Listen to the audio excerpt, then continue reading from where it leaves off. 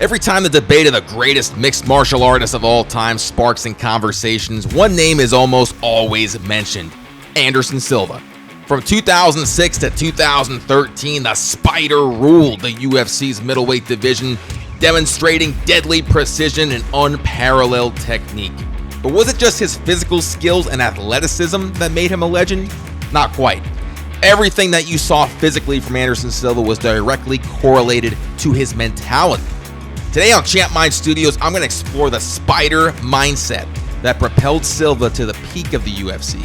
And not only am I going to analyze what made him great from a psychological perspective, but I'm also going to teach you how to apply those very same lessons, those very same principles into your own lives, into your own goals, as you look to unleash greatness. Let's get after it. Welcome back to the channel. My name's Mitch, and this is ChampMind Studios, where we talk about some of the most successful human beings in the history of the world. We figure out what made them great from a mindset and psychology perspective, and we learn how to apply some of those very same skills, those very same principles into our own lives, into our own goals, as we look to unleash greatness. Today we're talking about Anderson the Spider Silva, one of the greatest mixed martial artists of all time. And some of you newer fans out there might not truly understand or appreciate just how good this guy was in his prime. Prime Anderson Silva was special. I mean, he was doing things in that Octagon that we had never seen before. And let's be honest, haven't really seen since. I mean, as good as Israel Adesanya is, he's kind of the closest thing to a modern day Anderson Silva. I still think Prime Anderson was much better. And I know they fought in 2019. I know Izzy beat him. But that was an Anderson Silva that was towards the end of his career, that was passing the torch to Adesanya. Prime Anderson Silva was on a different level. So we're going to talk about today what made him great, what made him special from a mindset perspective, from a mentality perspective. But before we dive into all of that, don't forget, if you're new here, go ahead and hit that subscribe button, ring that notification bell, and give this video a thumbs up, because we are taking over YouTube. This is your new home, your new source for all things sports psychology related. And folks, don't come to my channel to get motivated, because that's not what we're here to do. Come to my channel to get elevated. Come to my channel to take your life to the next level, because that's what we're all about here. All right, now that we got that call to action out of the way, let's talk about Anderson Silva. When I was a freshman in high school, I was on the wrestling team, and I just started getting into MMA. I started watching the UFC. I was a lifelong martial artist. You know, grew up in traditional martial arts, studied Shaolin Kempo karate as a little kid. But in high school, I started hanging out with the wrestling team, started training with the wrestlers, right? And one of my good buddies at the time, he was a big UFC fan, bigger into it than I was at that time. And I remember I came into school one day and he was like, "Yo, Mitch, you got to check out this Anderson Silva guy. You got to check out what he did to Rich Franklin the other night." And I'm like, "What are you talking about?" Because at that time, Rich Franklin was the middleweight champion and one of the most dominant champions in the UFC. Rich Franklin was on a tear. I mean, he was beating everybody, as I almost knocked over the supplements. By the way, Silverback Steel supplements, if you haven't checked them out yet, go to silverbacksteelsups.com and get yours today. Anyway, cheap plug. He was telling me to watch what this guy Anderson Silva did to Rich Franklin. And Rich Franklin was the dominant middleweight champion at the time. I didn't think anybody was beating Franklin at that time. And I'm like, "What are you talking about? Like somebody beat Franklin?" He's like, "Dude, not only did they beat Rich Franklin, this guy Anderson Silva destroyed Rich Franklin." So I watched the video and I was absolutely mesmerized. I was totally blown away with the level of striking technique that this guy was displaying. Not only that, but just the pure brutality too behind his striking. I mean, once he got Rich Franklin in the Muay Thai clinch, or the Muay Thai plum, he destroyed him with knees to the body and knees to the face. And I was speechless. So he had my attention at that time, had everybody's attention at that time. Follows that up with 11 consecutive title defenses, a middleweight title reign that lasted over 6 years, and nobody could touch him for a long time.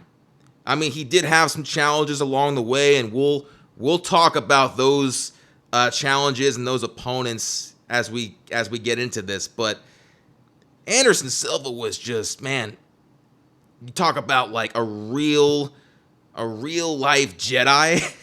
I mean, that's really the best way to describe him. The way he was moving and the way he would just, I mean, be able to sense every single move that his opponent was doing, and he would be just not only one step, but like 2 or 3 or 4 steps ahead of them.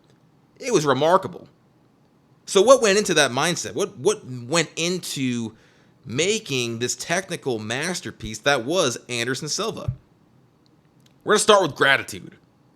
Because first and foremost, listen, Anderson Silva was a real martial artist. And he started every single day with gratitude. But when I talk about gratitude, I'm going to give you a specific example. Anderson Silva, as a young kid in Brazil, he grew up very poor. He didn't have a lot of money. He didn't come from a wealthy family. But he was always interested in martial arts. He always wanted to get into martial arts.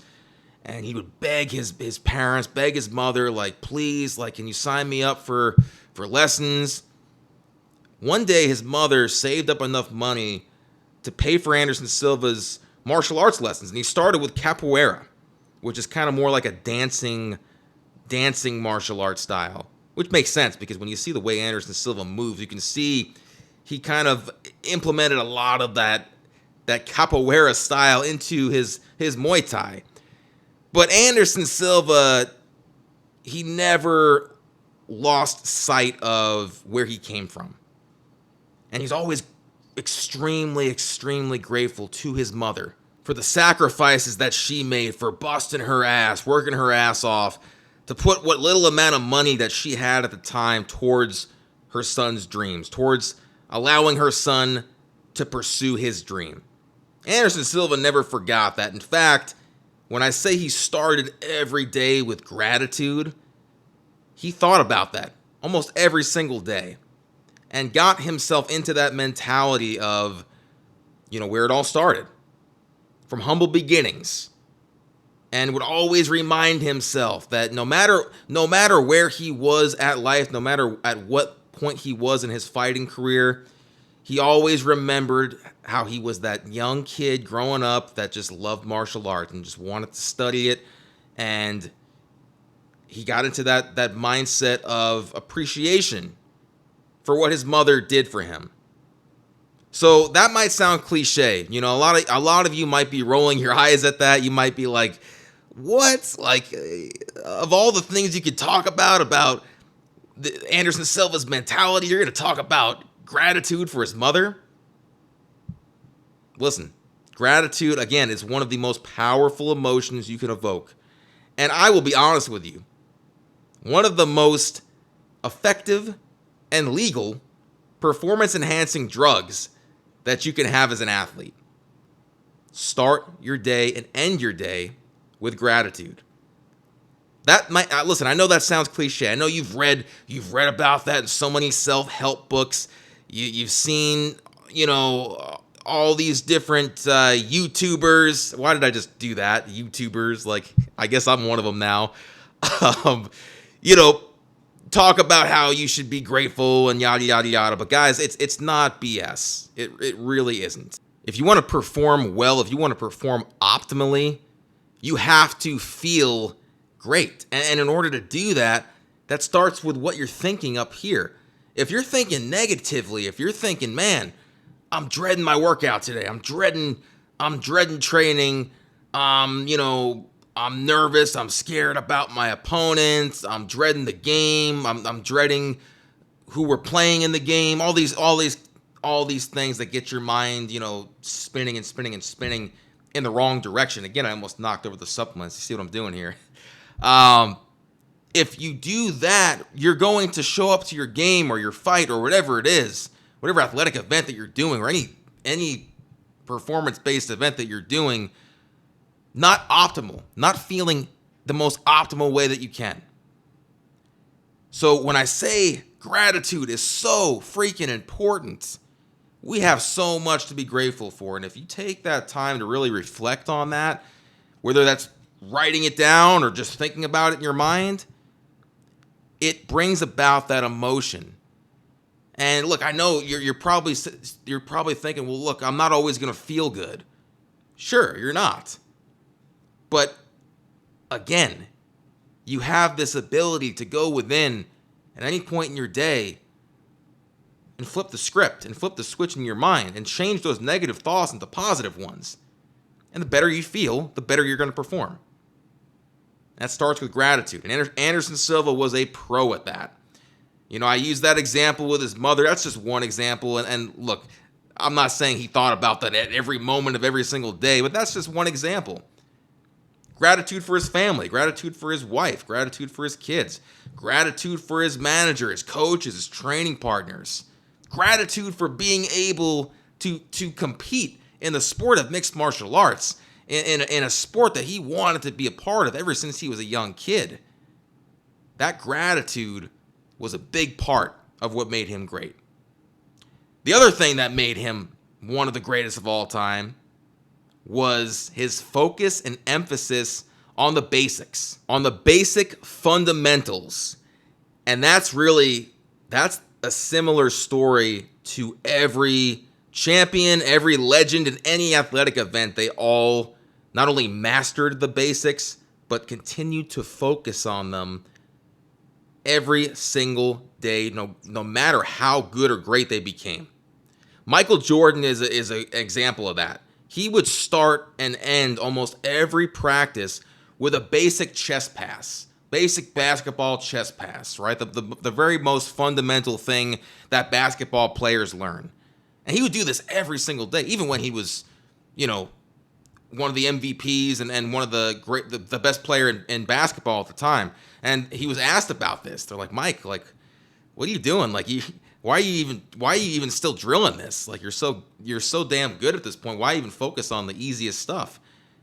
And he said, because the basics, without the basics, I would be nothing. And so I like to remind myself of that.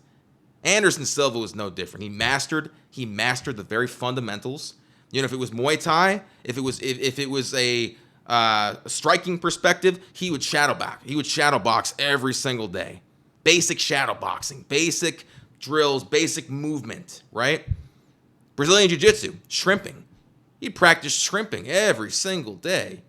Even when he was a BJJ black belt, he would just constantly do these very fundamental movements. And yes, his actual skill set in the Octagon was extremely dynamic. It was very advanced, very flashy. You'd see him throw some techniques that were just out of this world. But that is because he started with the basics and still continued to train in the very, very fundamental basics of martial arts. That's what makes anybody great. So how can you apply this? What if you're not an athlete? If you're not an athlete, how can you apply this? Well, what do you do? What do you do for a living?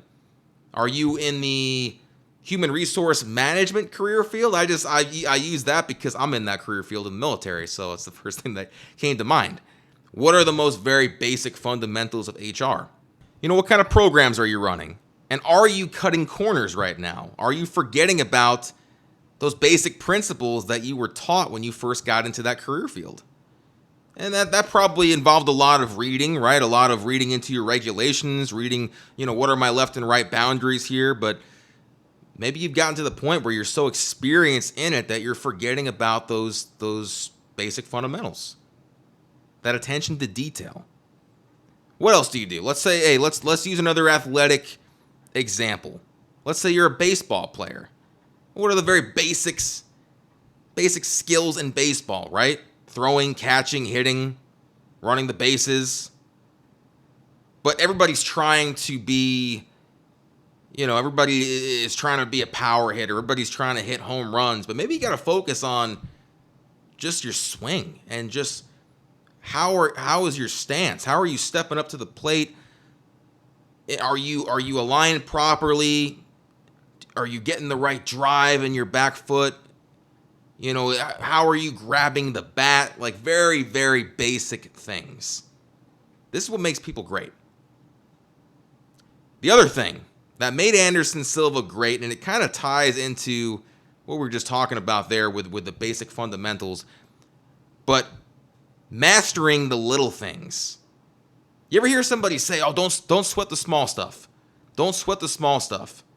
And that's fine if you're content with being average, or you're content with where things currently are in your life. But if you want to be great, if you want to be one of the very best in your line of work, you have to sweat the small stuff. You have to master the small stuff, because it is those little things that set you apart. The little things that Anderson Silva paid attention to, you wouldn't be able to catch it. The common eye wouldn't catch it. And you'd see him do these things in the Octagon. You'd see him set up traps and let his opponents come after him, and then he would kind of bait them into what he wants to do. And kind of like a spider web, which is why, the spider was a perfect nickname for him. But if you watch the way that he would do this, both standing up and when the fights would go down to the ground, he was focusing on those little things, that attention to detail that his opponents were not. His opponents didn't realize what he was doing, and they were falling into the trap. I think back to his fight with Forrest Griffin at light heavyweight. Forrest Griffin had one of the dumbest approaches in fighting Anderson Silva, which is essentially to run forward, charge forward at him, and throw wild looping shots. He got knocked out in an embarrassing fashion, and one of the most embarrassing knockouts ever. But that's just how good Anderson was at reading his opponents, and he knew how to bait these guys. He did it against everybody for the most part. He would focus on these little intricacies of his opponent's game that he would use against them, and he was so good at that. He was so good at focusing on those little things, those little pieces of movement, that he could almost detect every single punch, every single strike that his opponent would throw before they would throw it. And it was to the point where you'd watch this guy and you thought you were watching something out of the Matrix, because he would slip and dodge these strikes easily. I mean, it was to the point where his head movement was so good and so flawless that he was literally dancing in the Octagon as the other guy is trying to take his head off.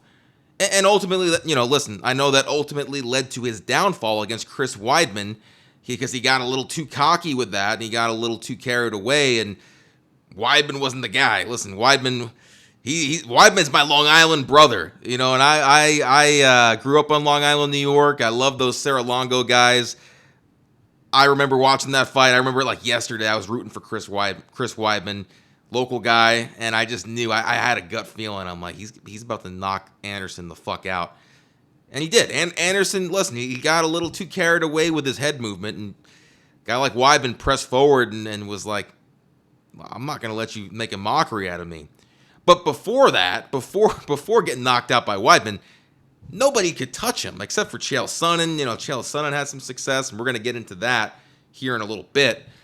But it was just unreal, his ability to just basically like outmaneuver his opponents and predict what they were going to do before they would even do it. It was that attention to detail. It was that focusing on those little pieces of movement in their game. So you have to sweat the small stuff, guys, if you want to be great. If you don't want to be great, that's fine. But if you want to excel, if you want to take your game to the next level, I've talked about this before, you have to be obsessed. You have to be obsessed with being great, and that comes with focusing on those little things that nobody else is. Doing those little things that nobody else is doing. That's where champions are made. All right, so we talked about gratitude. We talked about emphasizing the basic fundamentals. And we talked about focusing on the small stuff. So what else went into the mindset of Anderson Silva? What else made him one of the greatest of all time, one of the best champions in UFC history from a mindset perspective? I want to talk about his resilience and his ability to overcome adversity. And I know we talk about that a lot when we do these videos. That's a big part of every champion's story, is their resilience and how tough they are. How good are they when their back is against the wall? How good are they? We know how good they are when they're the hammer. How good are they when they're the nail? For the longest time in Anderson Silva's career, he didn't have to show that because he was just, like I said, 2, 3, 4 steps ahead of every single opponent that he was fighting. He was dominating everybody. And it was getting to the point where he was starting to play with his food a little too much because he was so good at counter-striking and he was so effective at baiting his opponents to come after him so he could set up those traps. Guys were starting to catch on to this, and people were afraid to fight him. They were afraid to get into those exchanges with him. And so when his opponents wouldn't press the action, he would dance around. And he would literally do this for an entire fight, like he did against Tawas Latis at UFC, I think, 97, and then against Damian Maia at UFC 112, I believe, in Abu Dhabi. I got a pretty impeccable memory, if those numbers are exact. But those two gentlemen, right, Tawas Latis and Damian Maia, primarily jiu-jitsu guys, primarily ground fighters, not really known for their stand-up.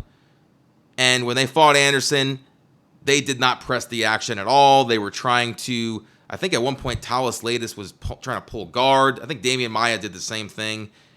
And Anderson was just, he didn't really do anything to press the action either. And he was just kind of content with dancing around, throwing a jab out there here and there, and then just moving his head, bobbing his head, and just doing like ridiculous things to try to bait his opponent into doing something. And that made for a pretty boring fight, and that infuriated UFC president Dana White to the point where Dana was like, listen, I'm going to cut this guy if he does this again. If he does this one more time, he's done. Which is pretty ridiculous and absurd when you think about it, because this was his most dominant champion at the time and in the history of the company. And he had 2 bad performances, 2 boring fights, and Dana's like, I'm cutting him, he's done. Anderson Silva's dead to me. I mean, he didn't say that, but he pretty much alluded to it. Bad-mouthed him in the media, and it was to the point where Dana, even to this day, when he says something, people will believe whatever he says, and they'll take it at face value, and they were doing that at the time. And so the fans were turning on Anderson. So Anderson dealt with this. He dealt with the criticism. He dealt with people saying all these horrible things about him, calling him a fraud, calling him a pussy, all this stuff, right? And then he had to deal with a guy in Chael Sonnen, Chael P. Sonnen, who was talking mad shit on Anderson Silva. I mean, this guy was the best trash talker in UFC history. He was the clear-cut #1 contender at the time, and he was saying the craziest things. I mean, I have never at that point seen a guy talk shit to the level of Chael Sonnen. He was saying things like he was going to have Anderson Silva's wife cook him a steak dinner, and he was going to slap her on the ass. Like, just crazy shit. At one point, he said something about Anderson Silva's black belt, because he's a Brazilian Jiu-Jitsu black belt under the Nogueira brothers, who are legends in Brazilian Jiu-Jitsu, legends in Brazil. And Chael essentially mocked them and said, what's the big deal about that? I think having a black belt from the Nogueira brothers is like getting a free toy in your Happy Meal. So he was just saying all these things, getting under Anderson's skin, and just for months, just taunting him. He would say things like, I'm gonna embarrass this guy. I'm going to kick him out of the UFC. I'm going to beat him so bad that Uncle Dana's definitely going to have to cut him. And the fans were getting behind Chael. They were getting behind Chael because of what Anderson was doing in his previous performances, of what Dana White was saying to the press, was saying in the media. Fans were turning on Anderson Silva, and they were siding with this anti-hero in Chael Sonnen. The other thing about Chael Sonnen, he was viewed as a legitimate threat to the title. Because if you looked at Anderson's previous title defenses, he really only struggled with 2 guys, Travis Lutter and Dan Henderson, who were both able to take Anderson down, put him on his back, and for brief moments, brief periods of time in their fight with him, they had Anderson in a little bit of trouble. Now, it wasn't that much trouble. Anderson was able to submit both of them. But people pointed to those performances, those fights with Luter and Henderson, and they said, well, you know what? If Anderson fights a really, really strong wrestler, a highly credentialed, highly decorated wrestler that's going to push a pace on him, he might struggle. He might actually lose. And that's what Chael Sonnen was.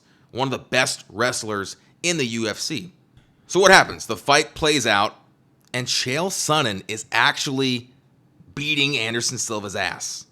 Not only just with the wrestling, but he dropped him a couple of times standing up, rocked him with some punches, and then once he got his wrestling going, he was dominating Anderson Silva for 4 straight rounds. For 4 straight rounds, Chael Sonnen was 10-9ing, maybe even, I got to look back at the fight, but he might have had some 10-8s in there too. He was dominating Anderson Silva. It was to the point where, and I remember watching this vividly. I was, I think, 17 at the time. I was watching the fight with my little brother. We couldn't believe it. And I was rooting for Chael because I was one of those guys that was buying into the Dana White propaganda. So I was like, yeah, fuck yeah, Chael Sonnen, you know? And I was hyped up, man, because I'm like, man, finally, like somebody is actually about to take that title off of Anderson Silva. But see, this was the moment where I realized, we all realized, because we all knew how talented Anderson Silva was. That was not up for debate. That was not what anybody was questioning. What we didn't know was how tough he was. And we figured that out in that fight. And we really saw how great of a champion he was because he withstood all of that. Withstood that ass whooping. Withstood the months of the mental abuse from the fans, from Chael Sonnen and from Dana White, and then goes into that fight. He's getting destroyed. He's getting dominated. For the first time in his career, he's going through some real adversity. And then we get to the 5th round. And much of the same. Chael's taking him down. Takedown, top control, a little bit of ground and pound. Almost went for an arm triangle, I think, at one point. But then Chael started getting sloppy. Chael started getting a little too comfortable. You can't get comfortable against Anderson Silva. And the second he did that, Anderson Silva threw up a triangle choke submission. I think there was something like maybe a minute left or a minute 30 seconds left in the fight. Chael Sonnen taps out. Anderson Silva retains the title. It was one of the most miraculous comebacks in UFC history, and still to this day, and one of the most inspiring performances from any champion ever. Resilience. Every champion has to have resilience because your skills are only going to get you so far. Your physical skills, your technique, you know, that's going to get you to the dance, right? That's going to get you in the hunt. But how tough are you when your back is against the motherfucking wall? How tough are you when you're getting pummeled? And I'm not just saying pummeled from a physical standpoint of fighting an opponent in a cage. How tough are you when life is whooping your ass? How tough are you when it feels like you are just getting your ass kicked by life? You're fighting Mike Tyson fictionally in life. How tough are you in those situations? Are you going to allow yourself to crumble under the pressure? Or are you going to be able to look for openings? Take a deep breath, look for that shot, look for that opening to get yourself back into the fight. Because that's life. And we're going to have our failures, and we're going to have those tough days. And we're going to have those days where it really feels like we can't win. But you have to get that mindset going. You have to get back up here. Remind yourself, there's always a way. There's always a way. I'm going to keep moving forward. Think about that Anderson Silva fight. And when you're having a day where it feels like everything is going wrong and you're just you can't get anything right. You can't win. I want you to try to channel Anderson Silva fighting Chael Sonnen in 2010 and look for that opening because listen, your opponent is going to get sloppy. Life is going to get sloppy for you. Life is going to leave itself open, and you have to go ahead and throw a triangle choke triangle choke submission up, and get that win. Guys, I hope you liked this video. If you did, please be sure to hit that subscribe button, give this video a thumbs up, and ring that notification bell. I'm building a movement here, folks. Like I said, this is not a motivational channel. You don't come here to get motivated. You don't come here to try to find a short-term solution to your problems. Come to my channel to get elevated. That's what it's all about. So folks, until next time, let's unleash greatness. Boom!